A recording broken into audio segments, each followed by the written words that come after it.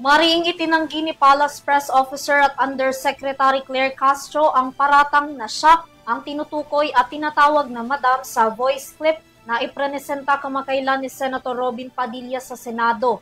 Ayon kay Castro, fake news raw ito at hindi niya alam kung sino ang nagpapakalat ng maling impormasyon. Tungay ng kabuuan ng balita sa aking report. Itinanggi ni Palace Press Officer at Undersecretary Attorney Claire Castro ang pagkakasangkot niya sa isang voice recording kausap ang di umano'y isang vlogger na may mga hawak na troll ng pamahalaan. Kaugnayan sa isang voice clip na iprenesenta ni Senator Robin Padilla sa Senado sa pagdinig ng 2026 budget deliberation ng Presidential Communications Office o PCO. Sa naturang clip, maririnig ang pag-uusap ng tinatawag na madam at ng isang vlogger patungkol sa 20 Class B vlogger na nagsisilbi umanong troll. Ayon kay Padilla, boses daw ni Jose Castro ang kausap ng nasabing vlogger sa recording. Na ang gobyerno ay hindi dapat kinukonsinti ang troll farm. Maaari po ba nating malaman kung Ayan na po. Mihingi ka na naman ng dagdag. Puro palpak naman yung mga vlogger mo. Pasensya na, madam. Ginagawa naman po namin lahat yung mga script na pino-forward sa amin eh. Sinunod naman po namin. Puro nga kayo palpak eh. Puro kayo ng budget. Wala naman nangyayari. Ilan ba hawak mo na Class A? Wala po akong hawak na Class A. Puro Class D lang po. 20 na troll. Sino yan? Ang sabi po nila, ito daw po ay voice recording ni Jose Claire Castro. Na daw siya po ay may kausap ng mga vlogger. Bagamat una nang itinanggi ng mga kawani ng PCO na present sa deliberation na malayo umano ang boses na iyon kumpara sa tunay na boses ng kalihim, sinagot pa rin ni Jose Castro ang paratang at sinabing hindi siya ang madam na maririnig sa video clip. Matagal na rin daw lumabas ang video na iyon na may mukha pa ng ibang imahe. For the satisfaction of Senator Robin Padilla,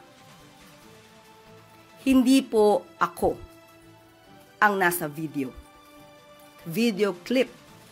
Dahil sa ating pagkakaalam, itong video na to ay lumabas na noon pa at ibang muka ang pinapakitang binabanggit na madam.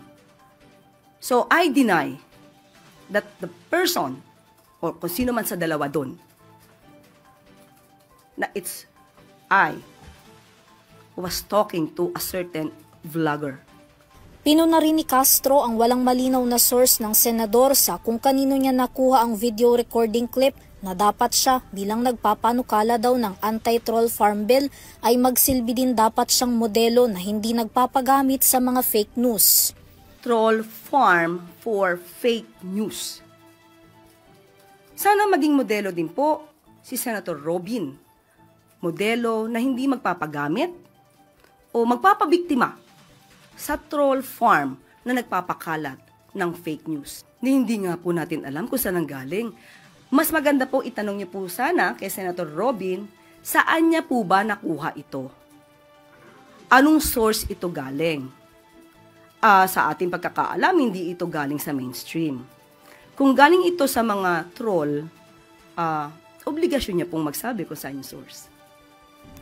Matatandaan na sa deliberation kung saan iprenesenta ng senador ang clip, una na ring hinimok ni Senate President Tito Soto si Padilla na iberepika muna ang naturang recording sa National Bureau of Investigation o NBI. Magiging unfair daw kasi kay Castro kung nadadawit ang kanyang pangalan. Sinang-ayunan naman ito ni Senator Loren Legarda. Instead of naming somebody that we're not sure of, why don't we send it to the NBI for voice print?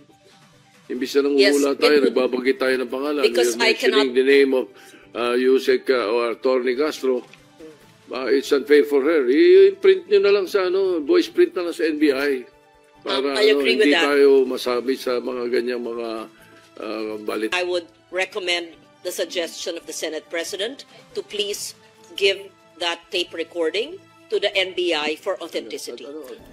Samantala, kaugnay pa rin ng mga troll di umano ng pamahalaan, muling nagpakita si Senator Padilla ng video clip kung saan si Pangulong Ferdinand Marcos Jr. mismo ang nagkumpirma na mayroon silang libo-libong troll army. Ngunit depensa dito ni Tito Soto, only option that we have is social media.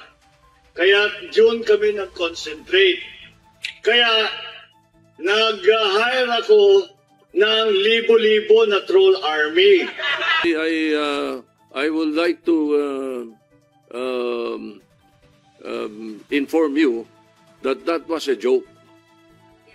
He meant a joke because tinitira siya ng mga troll noon. So ang ginawa niya, kunwari mayroon siya sariling troll. But I assure you that because I know it for a fact. una nang sinabi ng mga kawani ng PCO na mayroon silang organic supporters at hindi sila gumagamit ng government funds para lang mag-hire ng mga trolls na gumagawa ng fake news.